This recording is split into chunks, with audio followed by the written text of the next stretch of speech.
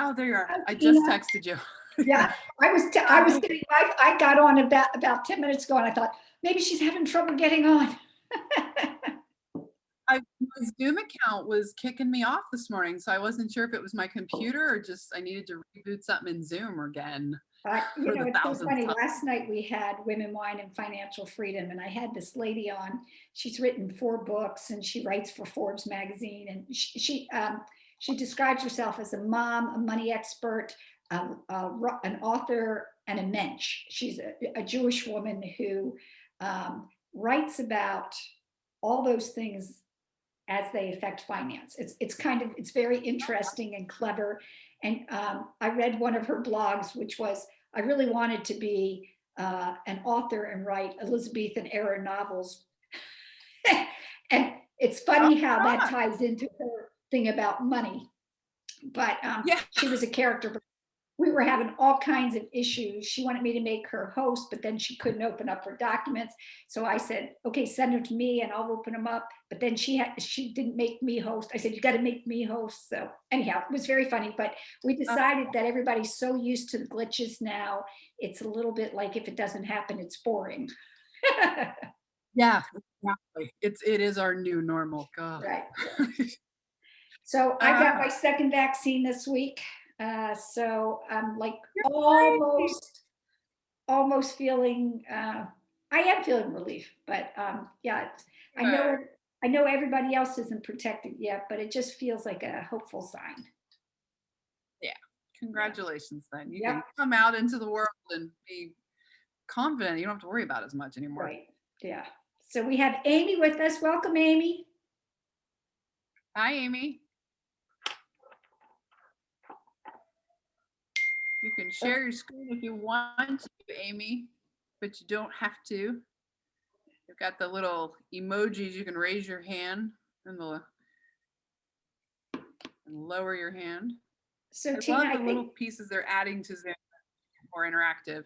Yeah, I think we have 4 other people signed up to come. So we'll wait a few more minutes and then we'll go ahead and get started. Excellent. Did anybody? So how's the grandbaby? She was 2 weeks old yesterday, and I think I told you she was having trouble gaining weight, and they decided that they were going to clip her little frenulum because maybe that was preventing her from nursing well. And I wasn't sure about that, but she's already nursing better. And so apparently, in order to suckle, you have to raise your tongue. And if it's harder for you to raise your tongue, you're working harder. And then she's expending more calories when she's trying to take calories. So anyhow, she was at 6'9" and it dropped down to like 5'8". And then she wound up, she's back up to 5'12" now. So nice. Awesome. going back in the other direction. Good to hear. Okay, so we just lost Amy. Maybe she'll come back on. Yeah. How are your kids doing? Okay. Yeah, everyone's doing good on this side. I've got my senior who's just counting down the days until she's done. And then my freshman this year who's counting down the days to summer because he just wants to play and not Right. be in school anymore. And Bella's fine. She just keeps on the really nice days that we've had. She's been setting up a little station outside. She takes the dog, puts down a blanket, and puts her Zoom tablet down, and she's in class for the day. Wow. So she makes it a That's picnic nice. time. Yeah. Has she Yeah, had any but of, it's been I've good. heard so many parents talk about the difficulties getting their kids to attend to the iPad. But that's not the case with We everybody. we have moments that we have to remind her. For the most part, she knows that she has to follow through with all of the different exit tickets that they set up. I love the part that the teachers are doing so that she kind of has that goal oriented. I have to do this, and this is when it means I'm done. I have to do this, and that way she's not asking questions and So I want to do a whole wandering. segment on just thanking teachers for their creativity Oh in this gosh, process. I mean, don't you just want to celebrate these incredible women and men? they are just the patience and compassion that they have had to find and dig deep for. It has been extremely inspiring in and of itself. There's no way I could do what they have had to do. I read an article in the Washington Post. It was on the editorial page by a teacher who said the pandemic has made her a better teacher, not because her kids are learning more, but because she learned that these kids have a whole life outside of school. And she was Oh yeah. in their homes, seeing some of the wonderful, but also seeing some of the really difficult situations. And she used to think, how dare they not come to my class and attend? And then she's like, when I see what's going on in there, she said, they're my heroes for even being here. So anyhow, it was this really great flipping of the perspective. And I thought, oh my gosh. And then the other one that I really loved was I was helping my granddaughter do a Zoom thing and for her school. And the teacher said, okay, Zoomies, we've got our roomies here, we've got our Zoomies, and we're ready to go. And I just thought the kids in the classroom were the roomies, and the kids were the Zoomies. And it was just so creative. I was like, what? That's amazing. It gives another layer of connection that Yeah, yeah. I think the so teachers cute. have really threaded that together in a way that is just it's been imperative to the mental health of the kids, but I think also to their mental health as well. Just finding that way to connect and find a safety zone for themselves to continue to learn and Yeah. grow. It's been a blessing in the mess of it all. All right, well, it's about 8 after 10, so we'll go ahead and get started. I don't know where other folks are, but that's okay. So welcome everybody to Move to Improve with Tina Fraley. This is your 7th week, and you only have 2 more this class and 1 more. And so I hope that if you're joining us for the first time, or if you're checking out this video, that you go back and check out the other videos that are on Prime Time for Women, because Tina has a wealth of information, not only about your physical fitness, but about your emotional and spiritual well-being too. So Tina, I am so glad you're here. How are you doing today? I'm doing good. Thank you very much for another opportunity to just come in and play and start an adventure. Yeah, I'm excited. I loved your very first program. You talked about, you don't call it working out, you call it playing, because just that mindset switch is perfect, makes a huge difference. So Tina, today you're going to Yes, talk we don't want about to. the physical responses to emotional stress. Is that correct? Yes, yes. Okay, well, I'm So looking that's forward to hearing that. big jump. All right, well, tell us So how does that work? How does what we experience impact our emotions and vice versa? So the way I like to share this is just from my own personal experience. I had kind of discovered it in process as I was going through my own health journey. I had gotten to the peak of my highest weight, which was almost 300 pounds. So coming down from that number in the beginning, it was just the number. So that mental aspect of it was the focus was just on the scale and trying to make the number decrease. And what I came to find as I found new ways to move and I found new ways to be compassionate with myself was that there was a lot of stored emotion inside of me that had been physically manifesting. So the weight of me was actually a lot of the stress I hadn't let go of. I turned to food for comfort, yes, but the manifestation and the physical representation of all of that defense mechanism was the added weight to my body. So as Mhm. I came through and I really decided to purposefully move more, I noticed that I emotionally felt better after my workouts.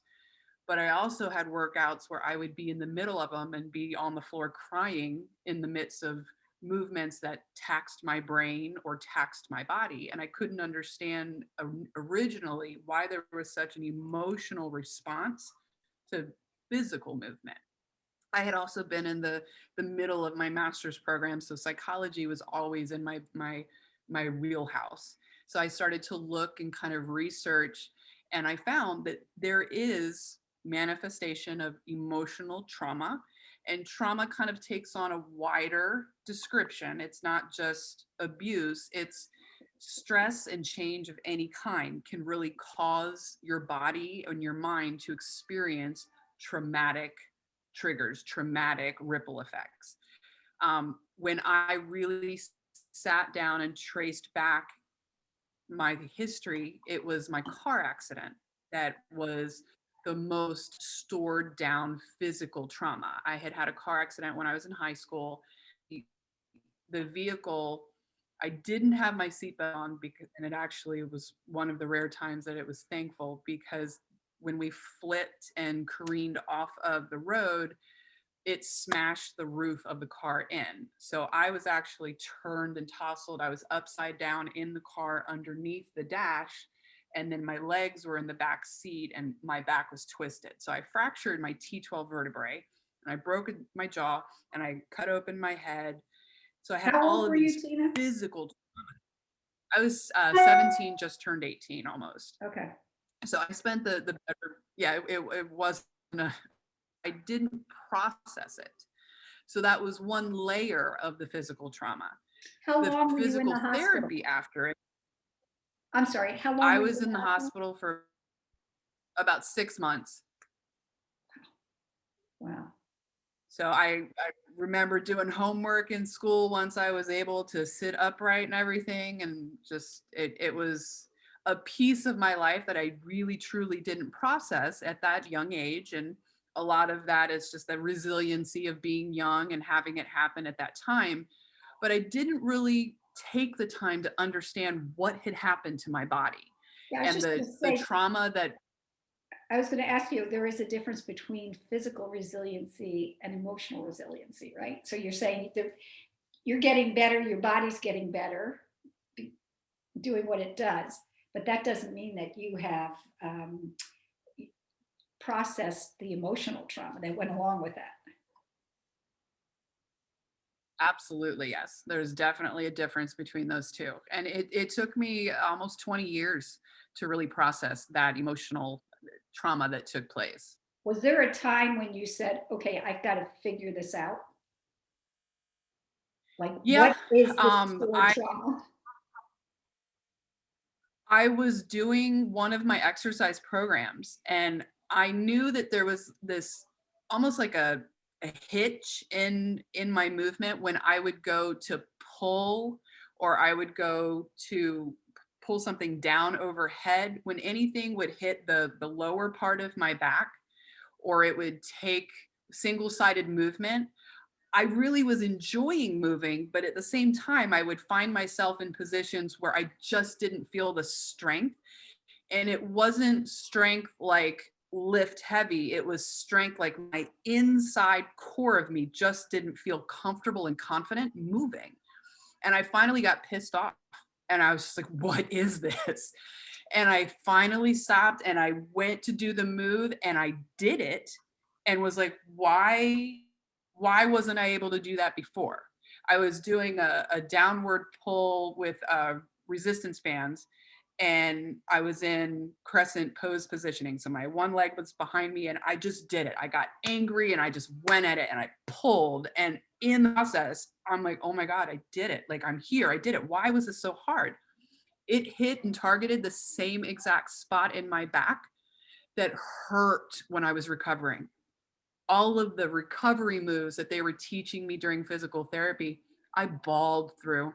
And I didn't have a support system when I was going through that. So there was no one to turn to and tell me, this is normal. It's okay to feel this and it's okay to process it and release it. You don't have to hold on to it. From that moment, I'm like, I am on this. I am conquering this. I want more movement in my life. And it just opened everything up.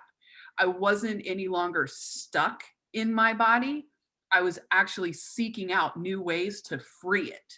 Right. And that's when the emotional catharsis really started to come in. And it started to turn from I'm working out to lose weight to I'm working out to feel great. Right. I'm not moving just to make the scale move. I'm moving because my mind feels in connection with my body for the first time in 20 plus years. Right. And it just grew from there. I use that model as a way to teach movement so that it's freeing and not limiting. So, Tina, I had a question about that. I've had the privilege to attend a couple conferences on adverse childhood experiences. And basically, there's a whole list of things that it can be financial, it can be physical, it can be emotional, different kind of traumas that kids experience. But they've gone back and they've done a fair amount of research. And I was wondering if you have ever looked at that or if you use that knowledge to inform the programs you do with your clients. It's one of the things that I thought was most interesting was that we do store these traumas in the physical body, even if they were never physical traumas. And so your trauma was physical, but the research says that emotional trauma or abuse or financial, moving all the time is one of the ones that's really prevalent for kids that have high ACE scores. And it seems to me that not only does that get stuck in the body, it actually gets stuck in the brain and can affect how we make decisions about relationships or decisions about how to take care of ourselves or how we're going to, how confident we are. So I was just wondering if you're familiar with that research and if you use that in your programs. So I am adequately familiar with it, not to a certification level or anything, but I am familiar with it within my studies. The way I approach it in regards to the training arena is really digging in individually with that woman and finding out what her past experiences with personal training are, with exercise in general, with the active movement and health and wellness itself. I find that being able to find that baseline of what have you experienced so that we know what you do and don't like, because oftentimes people are afraid to even enter into this realm. Like, as much as we talk about wanting to feel well and have well-being be an everyday event, there's a stigma around the view of what personal training is, around the view of what exercise is supposed to feel like. So I try to go in and weed that part of the garden so that it's a new experience for every woman and every person that I have the opportunity to meet where they're at. So yeah. I definitely think it's important to be able to cultivate that part. So we call this class Move to Improve with Tina Fraley. And to me, I love that idea that through moving our bodies, moving our minds, moving our lives can improve. But I had somebody recently say to me that she hated the word improve. And I said, good grief, why? It's such a positive word. It means you're not stuck in bubble. And her take on it was that it means I'm not good right where I am. And I thought that was really interesting. And I was going to, so I imagine when you're working with your clients, you have to be present to them to say, you're perfect where you are, but that doesn't mean that you can't be better, right? So that is a little bit of an oxymoron. Yeah, so I definitely do focus on the process of progress, which in and of itself if we're You're breaking focusing up on just a that, that's little bit, what we're, Tina. You're breaking up just a little bit. I, yeah, I'm noticing there's a delay. I don't know why though. Okay, all Is it right. any better or is it still? It's good right now, so we're gonna Okay. keep on going. We'll go with it. So I focus on the process of progress because that's in its of itself is the definition of improvement. When we focus on that, then we're not focusing on what we don't have. And that's probably one of the cornerstone pieces to really taking your health and wellness to a different level of where you're surviving and into actually living and thriving in your life in a present tense state of being. And it usually is a stumbling block because when I try to explain this to clients, they're like, what do you mean? If I focus on what I don't have, I get more of what I don't have. But when we focus on lack, that's where our focus is. So if you can't do 20 push-ups, then your focus is on the lack of the ability to do something rather than on the I'm not there yet, I'm currently struggling with, I'm on my way to, I can which do is 3 very different. push-ups. Right. Right. It's looking for that positive. And it's not just frou-frou-y like Candyland type of language. Your positive narrative and positive words change your physical relationship with you and your world. So I try to come at it from that perspective. And sometimes it can be difficult because we had a lot of negative narratives that come in from the outside. And I've got unfortunately for women, there's negativity if you're not built a certain way. You know, I'm only 5 foot, and that's only when I remember to stand really straight. But you know, I've had people say things to me. Oh, too bad you're not tall, or you look like a child.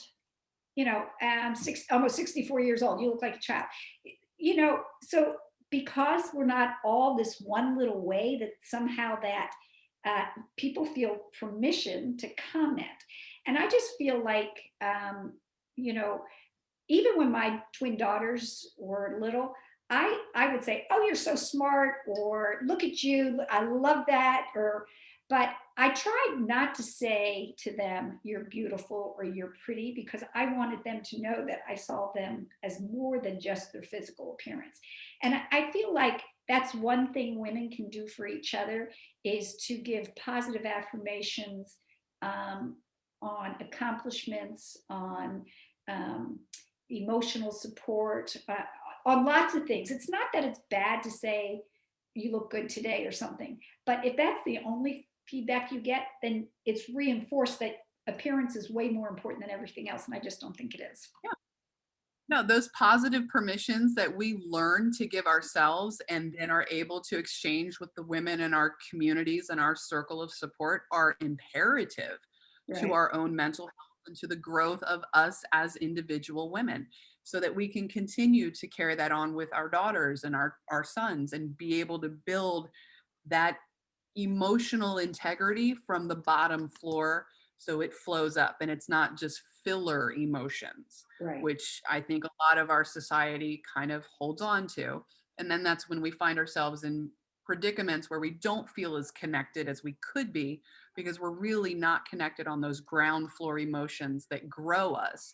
It's just the ones that kind of, for lack of a better word, spackle and fill in the gaps inside of ourselves. I had another question for you, Tina. What do you think about women who are really good at providing this positive affirmation and support and encouragement to their children, to their spouses, to their friends, but not able to do that for themselves? How do we fix that? Um, so that would kind of fall into the topic for today. We were going to talk about excuses. Okay. Um, we can tend to find ourselves in positions, especially when we are doing it for others, and it's something we readily do. That caretaker helper role is right there, especially the moms, because it's part of our connection and function with our child. When we get stuck in it though, it's when things start to get wonky and we lose that remembrance of we've got to fill our own cup. having moments like this where we're connecting face to face, getting out now that we're able to do more of it, having that coffee side conversation with your girlfriend and reminding them, are you filling your cup? I know you're doing for others. I know you're inspiring and leading, but what's leading you? What's inspiring you? Are you taking the time to sit with yourself and fill your cup and see your life, or are you just running through the routine of things? And it can be hard because oftentimes we just kind of let that routine take over and we don't reflect. We don't go back inside It's and a little see bit what's like within and need it's a it. little like being on automatic pilot for ourselves, but being intentional with other people. Yeah, absolutely, yes. But back to the excuses piece, oftentimes it's we send ourselves excuses. Oh, I don't have time to do that. I have to do fill in the blank. I don't have the space and place to do that because fill in the blank. For myself, I had gotten to a point where my kids were my excuse to not take care of myself. And that one was a real come to Jesus kind of moment where I'm like, wait a minute, I've got this backwards. They're not my excuse, they're my reason. And if I don't step into that position, I can't affect change in my life, nor theirs. So it was really coming out of that circled thought pattern and finding where's the strongest spot to stand in my life. And yet again, it's there with my cup going, what's in here? What do I want? And how do I fill it? So that's great. You took what had been previously been an excuse and it became your motivation. Yeah. Yeah, that's great. And we can do that with a good many of the excuses we come up with. So if we say, well, I don't have time, no one runs your schedule but you are the one that actually sits down with your calendar and can do it at any point and plot out, this is what I have to schedule. Well-being for yourself the same way you would schedule your doctor's appointment for your kid. If Mhm. it's worth noting on the calendar to pay a bill, then it's worth noting on the calendar to go jog or walk or just sit and be and breathe. We have the opportunity to do it, but at the end of the day, we also have the responsibility to. No Mhm. one's doing that for us. And all Right. of the stuff we bring up and go, I can't, that becomes the excuse why we won't. And then we are not choosing to live our life. So it's Mhm. definitely an inside job, if you will. Right, right. Yeah. So, how do you get out of that excuse? What's the trick or the tip to say, or what did you tell yourself when you finally said, okay, I've been using these kids as an excuse, but now I'm going to use them as my motivation? Or are there steps that people can I take to get from A to B? There are. The quick and dirty answer is I called BS on my story because that's what I was doing. I was continuously maintaining a lie of I don't have enough time, maintaining a lie of I don't have the resources or the support, or I'm not going to be able to because I have other responsibilities. I called bull BS on it. And so step one of that process is uncovering where you're lying to yourself. No one else is going to know, but you know. It's going through and kind of identifying that inventory. So you're uncovering the lie. Do you And have then an once you've inventory list? identified that, Tina, do you have an yeah. inventory So list? I do. You take out notepad and you write it down. What am I saying to myself that's making this a true statement? Because the lie only has the lie to depend on that you maintain and keep telling yourself. So if I say I don't have time and then I fill my schedule with everyone except for myself, then I've fulfilled my lie. It technically is serving a purpose, which is why I'm continuing to say it. But when you step back and you uncover that lie, when you call BS on it, now you have to look at what you're telling yourself and why you're telling yourself that lie. So now you've begun the second step, which is unpack. So you've uncovered the lie, I don't have time. Now I'm looking at it, unpacking it. Why am I continuing to tell myself I don't have time? Well, is it really that I don't have time, or am I not taking and making the time? Is it really that I don't have time, or do I not really want to do this for other reasons? And that's when you start to feel things, and that's your third step. You have to feel it one more time. You have to walk all the way through it. Well, maybe it's not that I don't have time.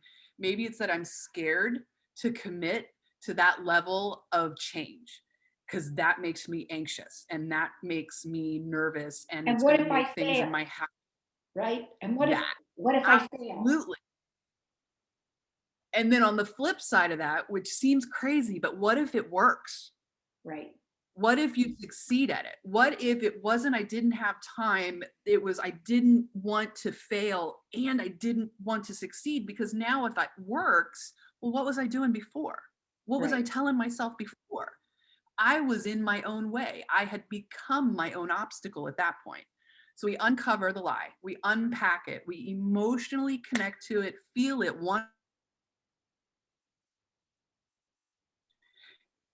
Releasing it means we have completely come all the way around circle, and we are calling a spade a spade. We are acknowledging that we lied, acknowledging that we can do this, and then acknowledging that we need to experience all of it into its full realm. Then we have radical gratitude for it. That's the last step in the process. Radical gratitude. I love that. This is very reminiscent of, I used to do a presentation called Healing Power of Stories. And basically, it's the stories we tell ourselves. But until you really, uh, if you uncover a lie, it's interesting. That creates a lot of emotion if you're able to uncover that lie. But in the brain, when you experience something emotionally, it activates an area of the brain called the amygdala. Mhm. And the brain releases oxytocin, dopamine, and serotonin. And these are like three wonderful little neurochemicals that, for one of the, it's called the reward center. Like the brain goes, yay! But the other thing it does is it becomes its own reward. So I'm hoping that as people are listening to you, they take that step to experience uncovering the lie, because just doing that, connecting with that emotion, I can see how that would lead to the next step and the next step and that full circle that you're talking about. Yeah, it all builds on itself, and that it really takes a decision and a commitment to love yourself right where you're at in Right. order to go into that adventure and take those steps.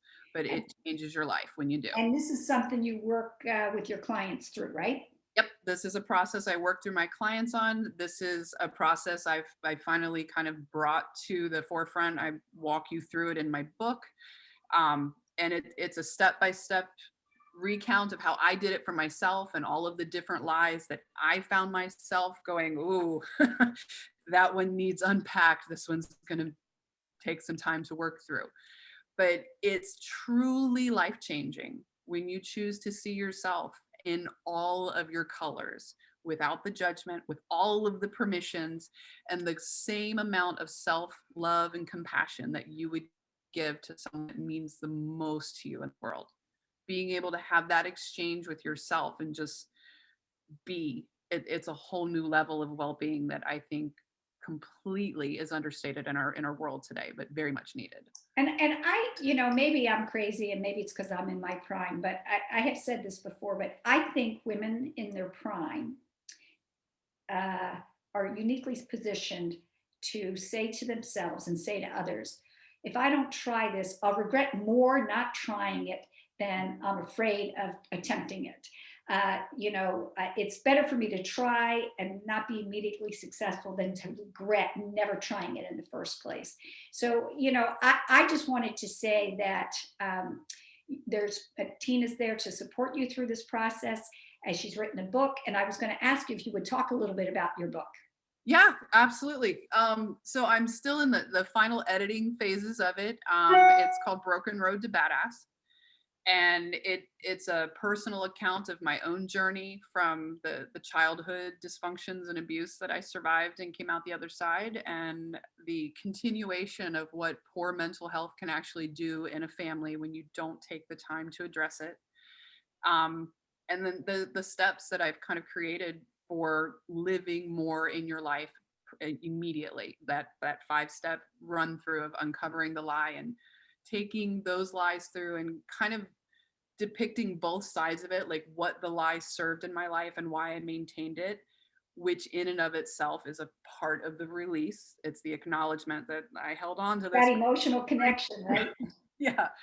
And then coming out the other side and showing like, this is how this affected not just me, but it affected my husband, it affected my children. And even as they are now adult children, I'm able to look back and go, oh, I might have missed that a little bit because I was so ensconced in my trauma and not processing it.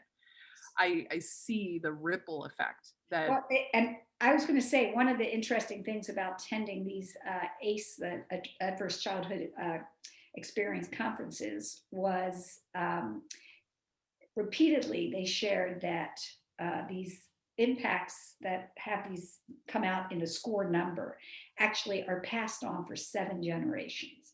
Oh, And absolutely. so, especially if they're not addressed, it can be shortened. But this idea that I think dispelling the myth that we're going to get better like that, and we're going to make our kids better like that, we'll make our parents better like that.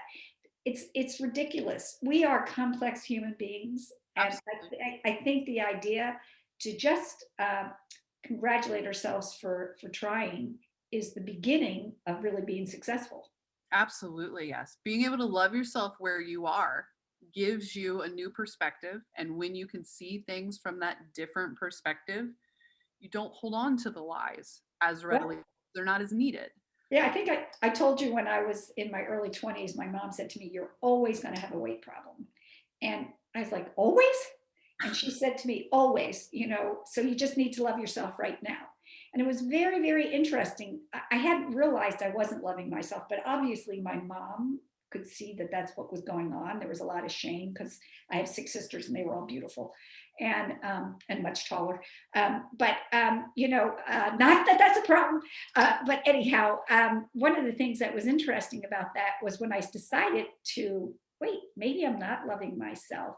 I can remember saying, okay, if what I'm doing is not loving, and what I was doing was, I love you, so you can eat this and you can eat that. You can have anything you want because I love you. I thought, what if loving was saying, only eat when I'm sitting at the table? And that was and the other thing was, if what if I loved myself and I stopped weighing myself, because that was the measure that said how much I did or didn't love myself. So I got rid of my scale. I'm almost 64. I've never had a scale in my house. My kids can't believe that we're the only people they know. It was just like, no, it was evil to me. I have a traumatic relationship with scales. And so for me, part of loving it was to say, I don't need a scale anymore. And Absolutely. everybody's a little different, but I don't think I would have ever. I think my mom saying to me, "Love yourself where you are," was the beginning of me getting healthy. It was. And I can definitely agree. And I would emphasize that from mom to child, that exchange of, I love who you are, period. Unconditional love, period. It sets that platform and foundation, and it sets a standard for them to learn how to love themselves. Right. One of I know we've talked a couple different times about my youngest one and just the different ways I'm raising this daughter as compared to the way I raised my oldest 2 daughters. It's completely different, but it's also because I'm in a different state of mind. My oldest boys and I joke that I had more energy when I was in my 20s and 30s, and that's why she gets away with some stuff. But it's also because there's an increase in compassion and understanding and patience that's needed, and I'm able to connect with her in ways that I just couldn't because I didn't know it was there with my older girls. So Tina, that's interesting. So compassion and understanding and patience with yourself. So Yeah, now you can give that to your daughter. You have said multiple times over the past 7 weeks, you've used the analogy about being on an airplane. You got to put on your own mask before you can help somebody else. So this is another example of that. it absolutely, it comes full circle because I like to think of it's all mirrors. The way we are with ourselves, the relationship we choose to have with ourselves is reflective if we actually allow it to be. Because the relationship I have with my sister, my friend, my daughter, is that relationship also one like I'm having with myself, or are they separate? Are they different? And then where are they different? Where is that incongruency happening? And then why? So it still pulls us right back those steps through, uncover what's going on. Why is there a disconnect in this relationship versus this one? Once you've uncovered it, unpack the emotions that are entangled in it, and then look through, feel it. Let that cohesiveness actually come into play, and that brings you into that present state of being. Allow yourself to experience it, release that so you have a better relationship, not just with them, but with you, because you're having it with you and them. But And yeah, and that's why it's important to have people in your life, support systems, because you see yourself differently reflected in the relationships with different people. And so yeah, I've been doing this hike every week for months now. We're going to do it every week for a year. And I've hiked with different women, getting ready to do the 15th hike tomorrow. Some of the women I know well, some I've never even met. But last week I hiked with Heidi Bodenheimer, who you know, and she said to me, what have you learned about these women? And when I sat down to write the blog, I thought, it's not even so much what I've learned about them, it's what I've learned about myself in relationship to them.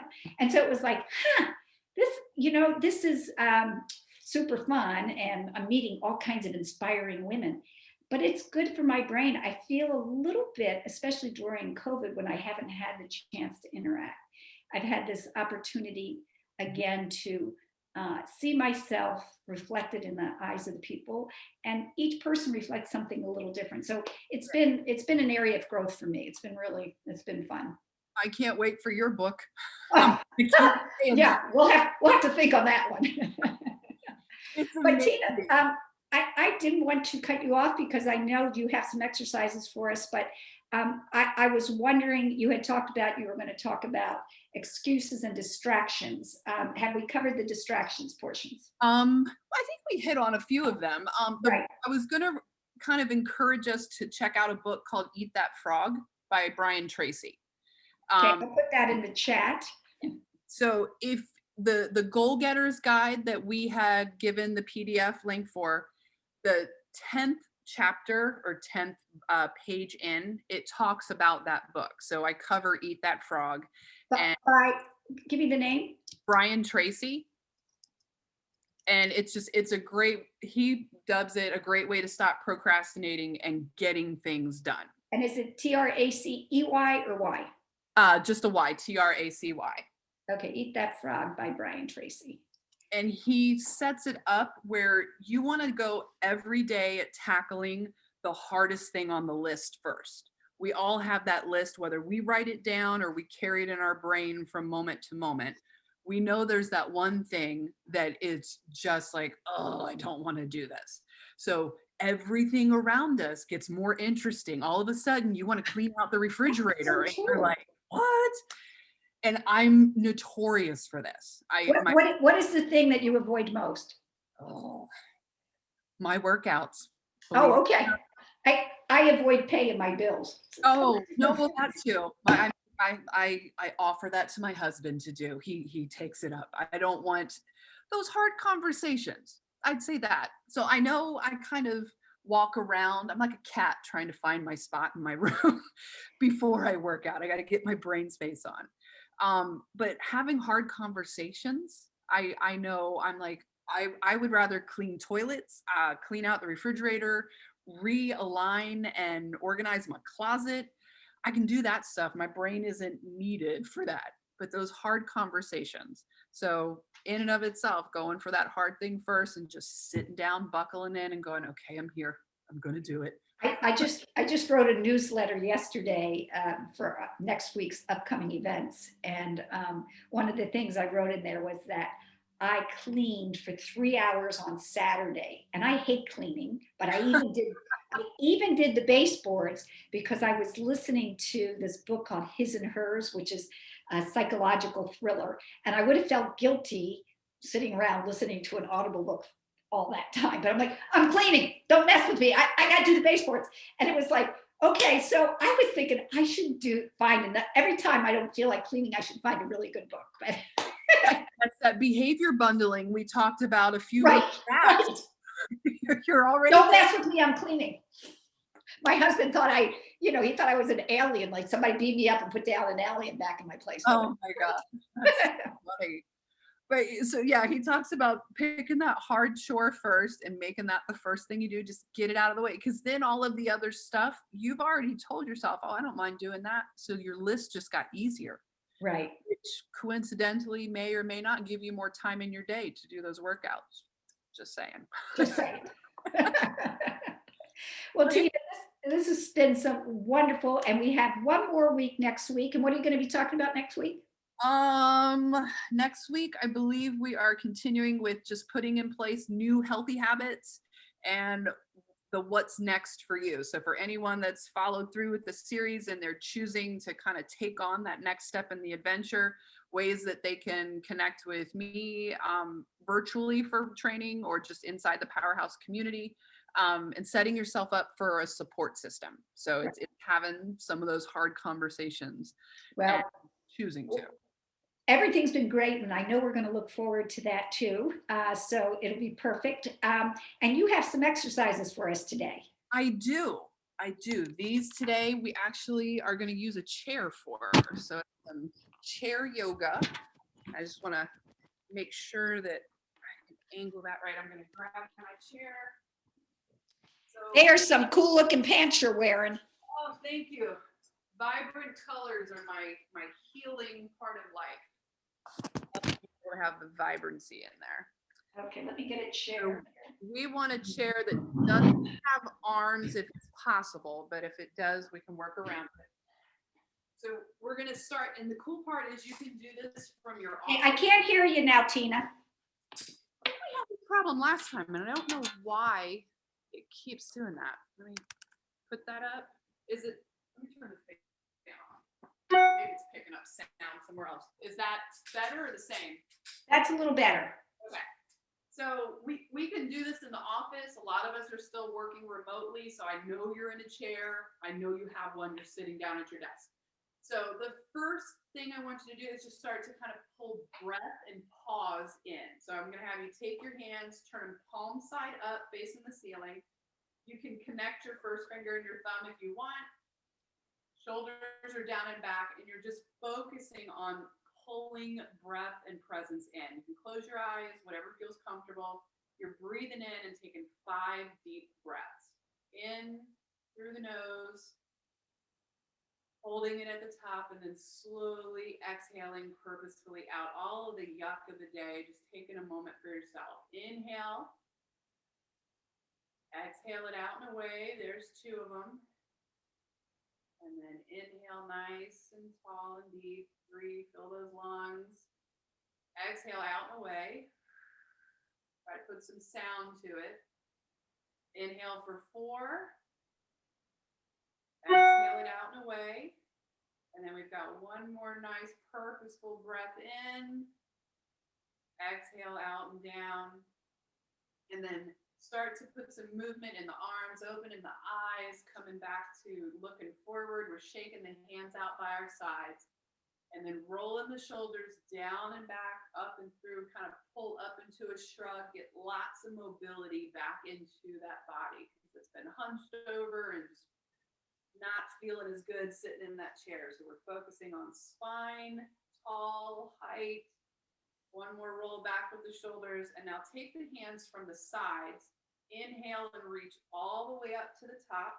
And then pull wide down to shoulder. Reach back up. And exhale far out to the left and right. Inhale the breath up. Hands come to the top. Pull down. Reach back up. Rotate out to your left and right. One more time. Inhale up. Pull, squeeze the shoulder blades down, back and behind, reach to the top, and then come down to the sides. We're going to pull the feet together so the knees are connected comfortably. You're not pressing them to them or anything like that. You're going to lead with your right hand. So the right hand's going to come outside the left leg, and the left arm is going to extend in front. You're going to inhale tall, and then exhale the hand back behind as far as you can reach, following your fingertips with your eyes. Deep breath, holding, breathing, and then exhale, release back to your center. We're going to take that left hand and land it outside the right.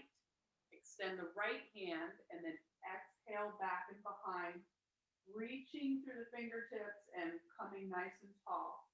Breathing, and then releasing back, rotating back around, right hand to the outside of the left. Reach back, see if you can come a little farther back behind.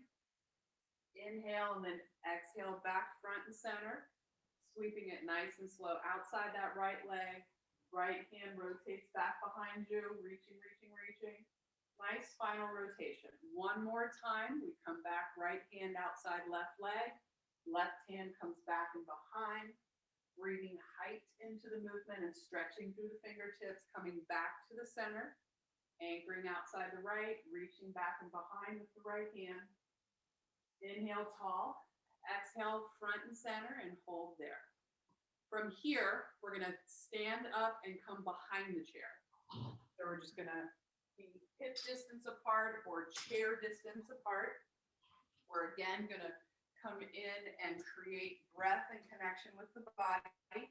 So inhale to the top of the room. Exhale down to the bottom. Reach the top of the chair. Drop into the squat. Come back up to the top. All the way up and through. Reach down, top of the chair, drop down into your squat, squeeze back up to the top of the room. Inhale last time here, reach to the top of the chair, drop into your squat, rise and tall. The other way we can do this, we're going to turn the chair around. We're going to get more length into the movement, so we're still hip distance apart with the feet. We're going to inhale to the top of the room. This time when we exhale, we're going to grab the top of the seat. We're in flat back position. We're holding and breathing, stretching the hips back behind us, straight legs. Exhale, release the hands. Inhale back up to the top. Exhale back down and around. Grab the top, push the hips back, stretch. You can drop the head. Inhale, release. One more time to the top. Exhale back and down. Grabbing the top of the chair and stretching. We're going to come back up to flat back, and we're going to push our shoulders over our wrists on the top of that seat. And then we're going to take the right foot and pull back. Your left foot stays placed. You're stretching the entire right leg. Dig through the heel, holding the chair for support. Nice flat back all the way down, and then pull back in. Flat back to reset. And then take the left foot back, stretch through. That right foot stays grounded and supported on the front. Push out through the left heel, push away from the chair. Inhale, come back up tall. Flat back to reset. Inhale, back up nice and tall. Reaching the fingertips over top. Coming back down. Last time, now flowing through. Right leg comes back. Stretch and breathe. Bring it forward. Left leg comes back, stretch and breathe.